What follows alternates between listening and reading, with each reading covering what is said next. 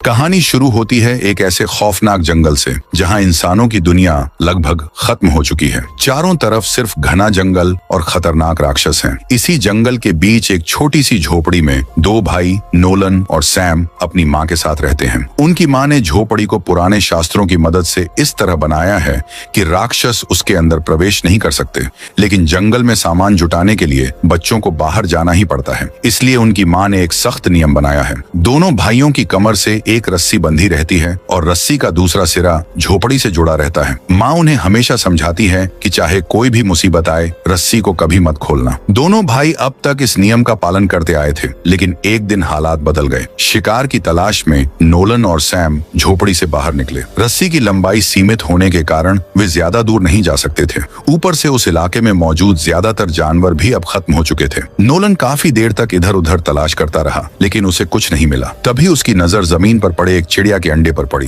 अंडा बिल्कुल सामने था, लेकिन रस्सी पूरी तरह खींच चुकी थी। नोलन ने उसे उठाने की कोशिश की, मगर वह वहां तक पहुंच ही नहीं पा रहा था। उसके मन में एक खतरनाक ख्याल आया, अगर वह कुछ पल के लिए रस्सी खोल दे तो अंडा आसानी से उठा सकता है। नोलन रस्सी खोलने ही वाला था कि सैम ने उसे देख लिया और तुरंत रोक दिया। नोलन ने समझाया कि वह सिर्फ कुछ सेकंड के लिए रस्सी खोलेगा और तुरंत वापस आ जाएगा, लेकिन सैम ने उसकी बात नहीं मानी। उसने कहा कि अंडे वाली जगह को निशान लगा देते हैं और वापस जाकर माँ से रस्सी थोड़ी लंबी करने के लिए कहेंगे। नोलन को गुस्सा तो बहुत आया, लेकिन उसे मजबूर होकर भाई के साथ लौटना पड़ा। इसी दौरान गुस्से में नोलन ने ऐसी गलती कर दी जिसकी उसे खुद उम्मीद नहीं थी। उसने अनजाने में सैम की रस्सी पर पैर रख दिया। अचानक रस्सी खींची और सैम का संतुलन बिगड़ गया। वह पहाड़ी से नीचे लुढ़क गया और बुरी तरह घायल हो गया। नोलन घबरा गया। उसे तुरंत एहसास हुआ कि मामला गंभीर है। वह जोर जोर से अपनी माँ को पुकारने लगा। आवाज सुनते ही माँ झोपड़ी से बाहर निकलकर बच्चों की तरफ दौड़ पड़ी, लेकिन तभी जंगल में कुछ अजीब सी आवाजें सुनाई देने लगी। पेड़ों के बीच लगातार सरसराहट हो रही थी। नोलन ने जैसे ही आसपास देखा, उसके होश उड़ गए। उनकी तरफ एक भयानक छिपकली जैसा राक्षस धीरे धीरे बढ़ रहा था। उसकी लंबी जीभ बार बार बाहर निकल रही थी और वह दोनों भाइयों के बेहद करीब पहुंच चुका था। अब वहां रुकना मौत को बुलाने जैसा था। नोलन ने तुरंत रस्सी खोल दी और अपने घायल भाई की तरफ दौड़ पड़ा। वह सैम को उठाने की कोशिश करने लगा, लेकिन राक्षस लगातार उनकी तरफ बढ़ रहा था। तभी उनकी माँ वहां पहुंच गई। बच्चों को खतरे में देखकर उसने एक पल भी बर्बाद नहीं किया। उसने तेजी से रस्सी काटी और दोनों बच्चों को अपनी तरफ खींच लिया। फिर उसने जमीन पर पड़ी रस्सी उठाई और उसे दोनों बच्चों के चारों ओर कसकर लपेट दिया। जैसे ही रस्सी उनके चारों तरफ पूरी तरह बंधी, राक्षस अचानक रुक गया। माँ जानती थी कि यही रस्सी उन्हें उस खतरनाक जीव से बचा सकती है, लेकिन अब एक सवाल सबसे बड़ा था। नोलन ने आखिर अपनी माँ की बात क्यों नहीं मानी, और क्या वह राक्षस इतनी आसानी से उनका पीछा छोड़ने वाला था? झोपड़ी में वापस आने के बाद माँ ने दोनों भाइयों को एक खास जगह पर बैठाया। उसने उन्हें जमीन पर हाथ रखने को कहा और फिर एक अजीब सा मंत्र दोहराने का आदेश दिया।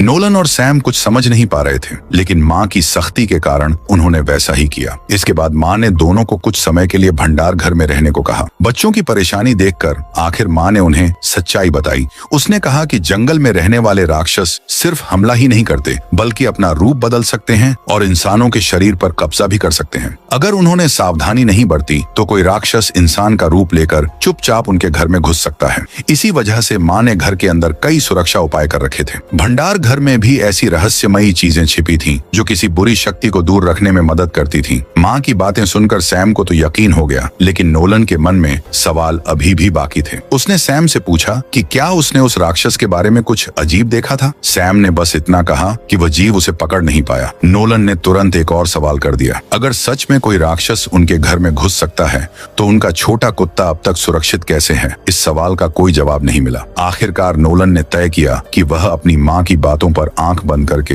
भरोसा नहीं करेगा। वह खुद इस रहस्य की सच्चाई पता लगाएगा। लेकिन उसी रात एक और अजीब घटना हुई। माँ सोने जा रही थी, तभी उसे अपने पीछे किसी के खड़े होने का एहसास हुआ। जब उसने पलट कर देखा तो नोलन बिल्कुल सामने खड़ा था। उसके चेहरे पर कोई भाव नहीं था और वह माँ की बातों का कोई जवाब भी नहीं दे रहा था। माँ तुरंत समझ गई कि क्या हो रहा है। दरअसल नोलन को बचपन से नींद में चलने की आदत थी। उसे सोते समय बाहर निकलने से रोकने के लिए उसके पैरों में खास छोटी घंटियां बांधी जाती थीं, लेकिन आज वह उन्हें पहनना भूल गया था। माँ ने समय रहते उसे पकड़ लिया और वापस उसके कमरे में ले गई। सुबह होते होते घर की एक और बड़ी समस्या सामने आ गई। खाने का सामान तेजी से खत्म हो रहा था। अब जंगल में जाकर शिकार करना जरूरी हो चुका था, लेकिन सैम अभी तक अपनी चोट से पूरी तरह ठीक नहीं हुआ था। पिछली घटना को याद करते हुए माँ ने फैसला किया कि दोनों बच्चे झोपड़ी के अंदर ही रहेंगे। इस बार वह अकेली जंगल में जाएगी।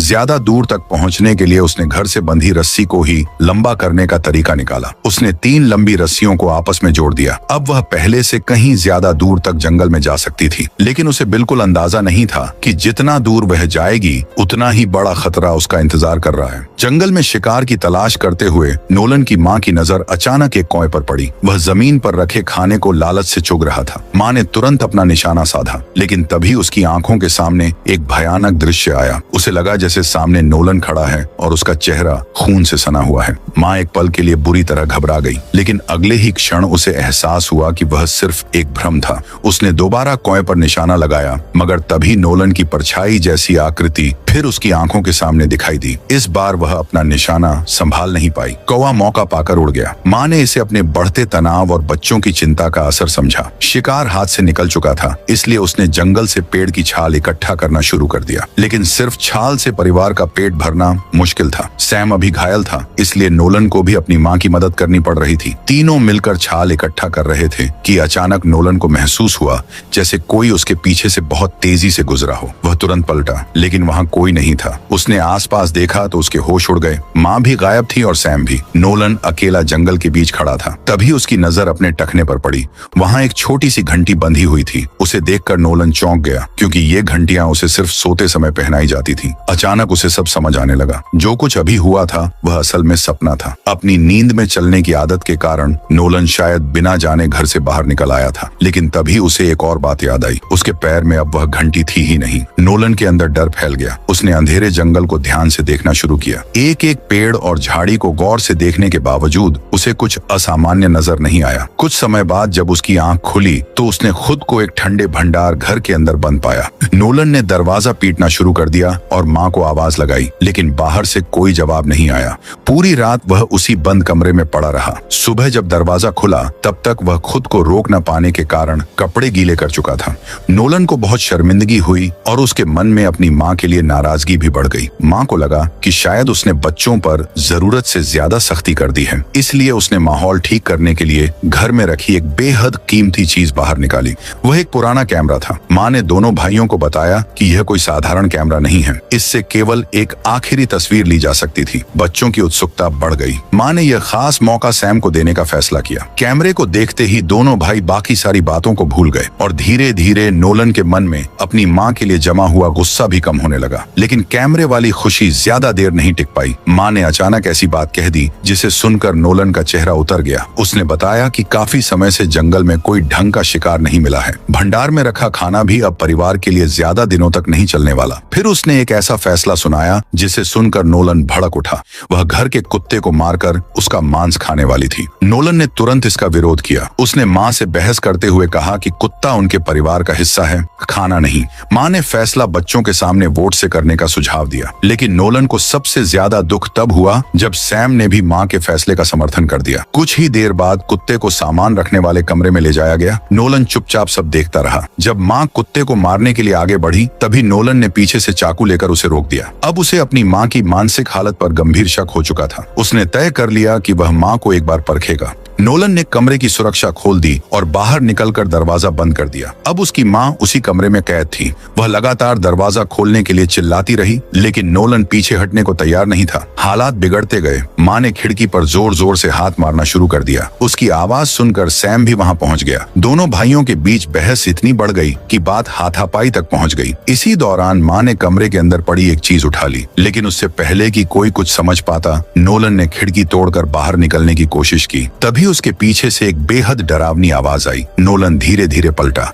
उसके पीछे एक रहस्यमयी प्राणी खड़ा था। उसने बेहद शांत आवाज में नोलन को बताया कि जल्द ही वह उसके शरीर पर नियंत्रण कर लेगा और फिर नोलन से उसी के परिवार को खत्म करवाएगा। यह सुनकर नोलन के पैरों तले जमीन खिसक गई। उसे लगा कि अगर वह सच में उस प्राणी के कब्जे में चला गया तो वह अपने ही परिवार के लिए खतरा बन जाएगा। डर के मारे उसने अपनी जान खत्म करने तक का फैसला कर लिया, लेकिन आखिरी पल में भी उसके मन में यही था कि वह किसी मासूम मासूम की जान नहीं लेगा। तभी सैम ने झगड़ा रोक दिया और कमरे का दरवाजा खोल दिया। दोनों ने अंदर देखा तो वहां कोई प्राणी मौजूद नहीं था, लेकिन नोलन के मन में डर अब पूरी तरह बैठ चुका था। उसे अपनी मां को नुकसान पहुंचाने की कोशिश का भारी पछतावा होने लगा। उसने एक रस्सी उठाई और उसे अपने शरीर के चारों तरफ कसकर लपेट लिया। शायद उसके मन में यही था कि अगर रस्सी उसे घर से जोड़े रखेगी तो वह अपनी मां और भाई से दूर नहीं जा पाएगा। लेकिन अब घर में एक और समस्या खड़ी हो चुकी थी। खाना लगभग खत्म था। सैम भूख से परेशान रहने लगा। अपने भाई की हालत देखकर नोलन ने फैसला किया कि अब शिकार की जिम्मेदारी वही उठाएगा। उसने अपनी मां का तरीका अपनाया और 3 रस्सियों को जोड़कर एक लंबी रस्सी तैयार कर ली। इससे वह पहले से कहीं ज्यादा दूर तक जंगल में जा सकता था। लेकिन इतनी मेहनत के बाद भी उन्हें पर्याप्त भोजन नहीं मिल रहा था। आखिरकार दोनों भाई रस्सी की आखिरी सीमा तक पहुंच गए। नोलन ने आगे देखा तो अचानक उसके कदम रुक गए। घने और सुनसान जंगल के बीच एक साफ सुथरी सड़क दिखाई दे रही थी। इतने समय से जिस दुनिया को वे सिर्फ जंगल तक सीमित समझते थे, उसके बीच यह सड़क एक बिल्कुल नई दुनिया का संकेत दे रही थी। और अब सवाल था, यह सड़क आखिर जाती कहां थी? सड़क देखकर नोलन के अंदर उम्मीद जागी। उसने पूरी ताकत से मदद के लिए आवाज लगानी शुरू कर दी, लेकिन काफी देर तक उसकी पुकार का कोई जवाब नहीं आया। नोलन लगभग हार मानकर वापस लौटने ही वाला था कि अचानक दूर से एक आदमी उनकी तरफ आता दिखाई दिया। वह एक राहगीर था जिसने नोलन की आवाज सुन ली थी। नोलन उसे देखकर हैरान रह गया। अगर यह आदमी सच में बाहर की दुनिया से आया था तो इसका मतलब था कि उसकी मां ने जिस दुनिया को पूरी तरह खत्म बताया था वहां अभी भी लोग मौजूद थे। फिर भी नोलन पूरी तरह भरोसा नहीं कर पा रहा था। राहगीर ने बताया कि उसके बैग में खाना है और उसकी गाड़ी जंगल के किनारे खड़ी है। उसने दोनों भाइयों को अपने साथ चलने का प्रस्ताव दिया, लेकिन सैम ने तुरंत अपना हथियार निकाल लिया। उसे लगा कि यह आदमी किसी चाल के तहत उनके पास आया है। राहगीर ने बहस करने के बजाय शांत होकर कहा कि अगर वे उस पर भरोसा नहीं करते तो वह अभी वहां से चला जाएगा। वह मुड़कर जाने लगा। तभी सैम ने अचानक तीर चला दिया। तीर राहगीर को लग गया। वह दर्द से कराहता हुआ वहां से भागने लगा। नोलन को यह देखकर झटका लगा। वह तुरंत उसके पीछे दौड़ा। कुछ दूर जाने के बाद उसे वह घायल आदमी दिखाई दिया। वह किसी अजीब से फोन की मदद से किसी को संपर्क करने की कोशिश कर रहा था। नोलन ने उसकी हालत देखने के बजाय उसका बैग उठा लिया। भूख से परेशान दोनों भाइयों के लिए उसमें मौजूद खाना किसी खजाने से कम नहीं था। नोलन ने पहली बार उस तरह का खाना खाया और भूख के कारण तेजी से खाने लगा, लेकिन सैम अभी भी डरा हुआ था। उसे शक था कि कहीं उस खाने में जहर तो नहीं मिला हुआ, इसलिए उसने खाने से इनकार कर दिया। रात तक भूख इतनी बढ़ गई कि आखिरकार सैम ने भी खाना खा लिया। जब काफी देर तक उसे कुछ नहीं हुआ तो उसके मन में पहली बार सवाल उठा कि शायद वह राहगीर उनका दुश्मन नहीं था। इसी दौरान उसे उस आदमी का बटुआ मिला। बटुए के अंदर एक तस्वीर थी। उस तस्वीर में वही आदमी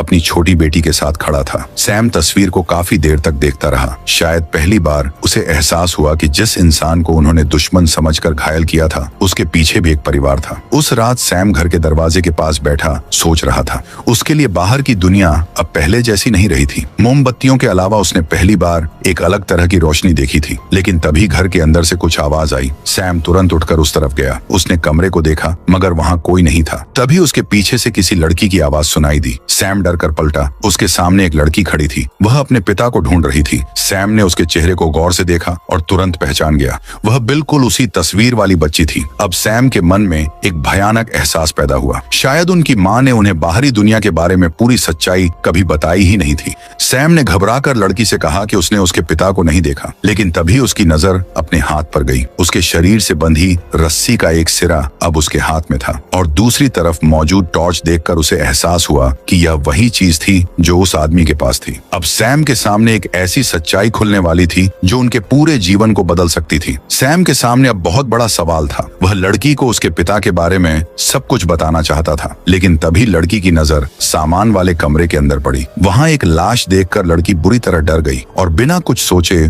जंगल की तरफ भागने लगी। सैम भी उसके पीछे दौड़ पड़ा। जंगल में उस वक्त कोई राक्षस दिखाई नहीं दे रहा था, लेकिन वहां मौजूद जंगली जानवर भी कम खतरनाक नहीं थे। दोनों काफी दूर तक भागते रहे। फिर अचानक सैम की कमर से बंधी रस्सी पूरी तरह तन गई। वह आगे नहीं जा सकता था। उसे पहली बार लगा कि शायद उसकी मां की सारी बातें सिर्फ उन्हें डराने के लिए थीं। आखिरकार सैम ने भी वही गलती कर दी। उसने रस्सी खोल दी, लेकिन कुछ ही देर बाद जब उसने पीछे देखा तो लड़की वहां मौजूद नहीं थी। सैम उसे ढूंढने लगा। उसी समय नोलन की नजर एक पेड़ पर पड़ी। पेड़ के तने पर एक बेहद अजीब जीव धीरे धीरे ऊपर चढ़ रहा था। उसके शरीर पर कई हाथ थे और उसका रूप देखकर ही डर पैदा हो रहा था। सैम ने जैसे ही ऊपर देखा तभी एक लंबा सांप अचानक उसके कपड़ों के अंदर से निकल आया। वह तेजी से उसके मुंह की तरफ बढ़ा और उसके अंदर घुस गया। कुछ ही पलों में सैम के शरीर पर उसका नियंत्रण हो गया। उधर नोलन अचानक घर के अंदर नींद से जागा। उसने देखा कि सैम भी वहां मौजूद था। कुछ समझे बिना नोलन ने तुरंत अपनी कमर में रस्सी बांधी और घर से बाहर निकल आया। उसकी नजर सामने फैली रस्सी पर गई जो जंगल के अंदर तक जा रही थी। नोलन ने पूरी ताकत से रस्सी खींची लेकिन दूसरी तरफ से कोई जवाब नहीं मिला।